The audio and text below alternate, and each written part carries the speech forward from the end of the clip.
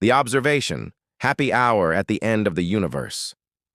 It began like all great galactic tales, with a bang, a belch, and the unmistakable psh, ksh of a beer cracking open.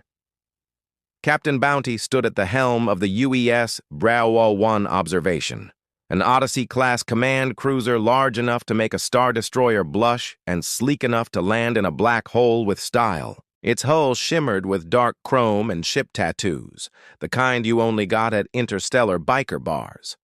The bridge pulsed with the low hum of quantum reactors, but mostly it echoed with the sound of KC opening a cold one.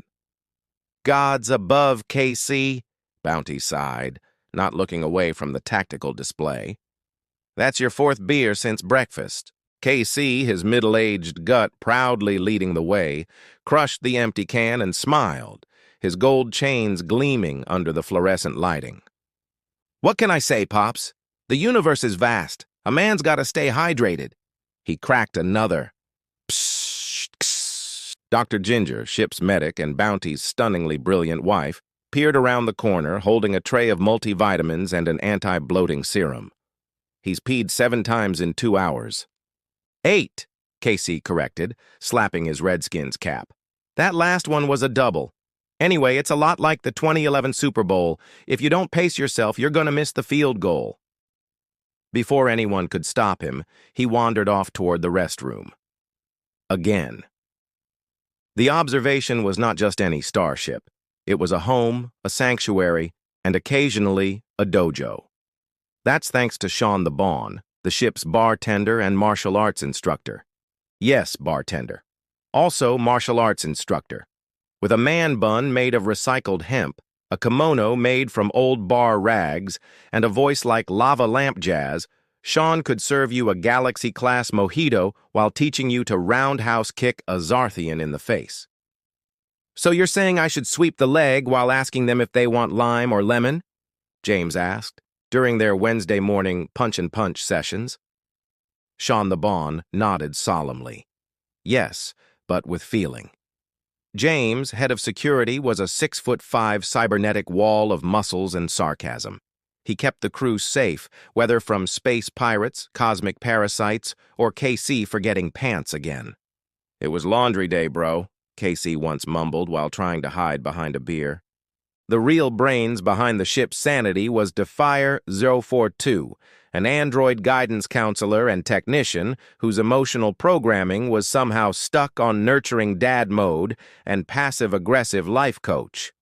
"KC, maybe if you peed in the bathroom and not the cargo bay, we wouldn't be having this conversation again," Defier 042 intoned flatly, while upgrading the ship's reality anchors. "Maybe if the cargo bay didn't echo so beautifully," Casey countered, with his pants unzipped and a beer in hand.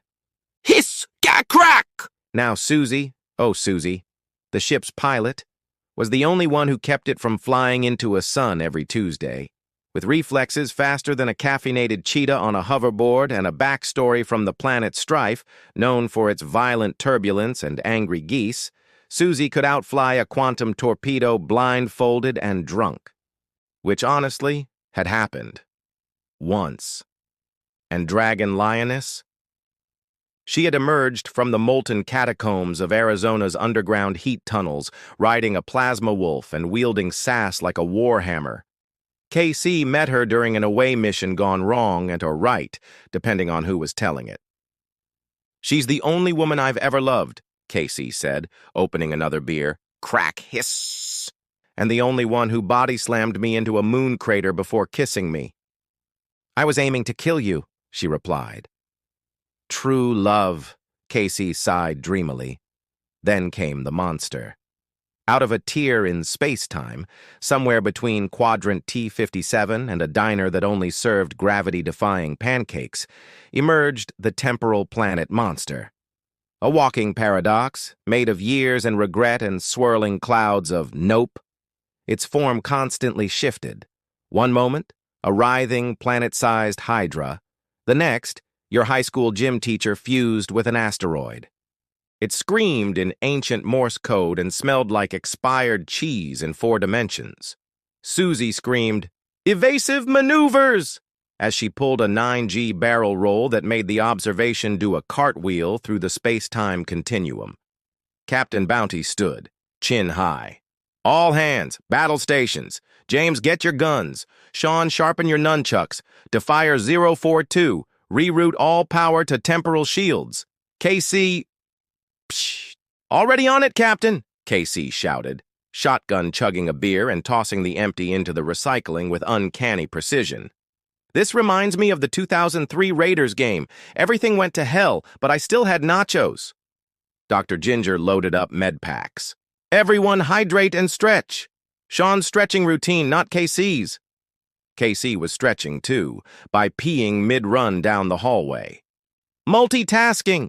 The battle was chaotic and glorious. James led the charge, dual plasma rifles blazing, barking orders and suppressing time-looping explosions. Sean the Bong unleashed his secret art, drunken tiger vape style, spinning mid-air and releasing a THC-laced sonic punch directly into the monster's jaw.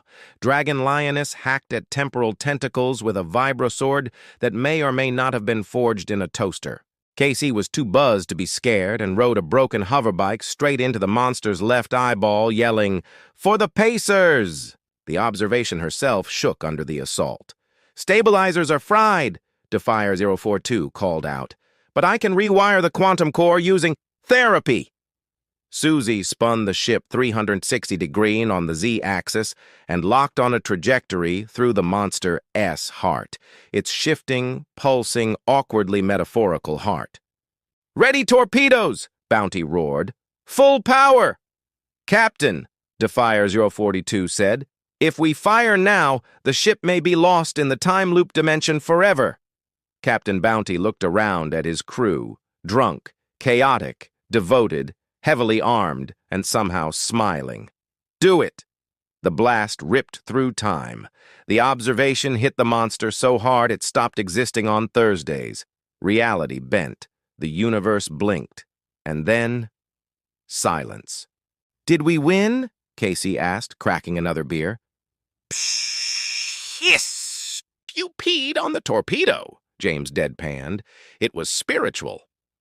The ship floated above the charred remains of the paradox beast, basking in the glow of improbable victory. Susie high-fived Sean.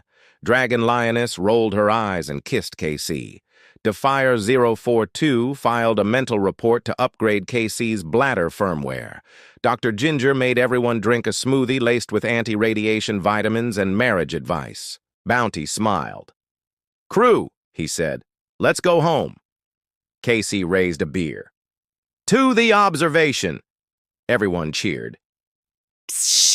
And that's how the most dysfunctional crew in the galaxy became the happiest damn family to ever defeat a time planet monster with beer, biceps, and friendship.